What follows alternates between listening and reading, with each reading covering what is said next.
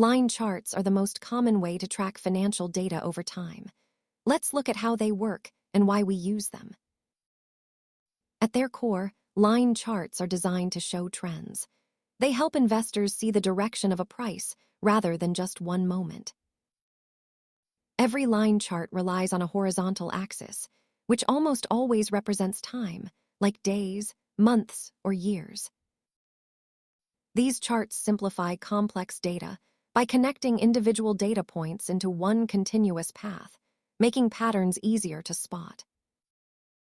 While bar charts compare different amounts, line charts are superior when you want to see how a single value evolves over time.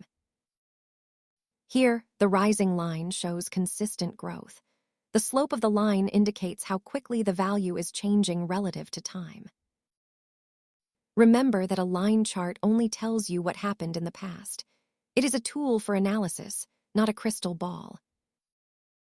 Understanding charts is a key step in financial literacy. Subscribe for more basics to help you navigate the markets with confidence.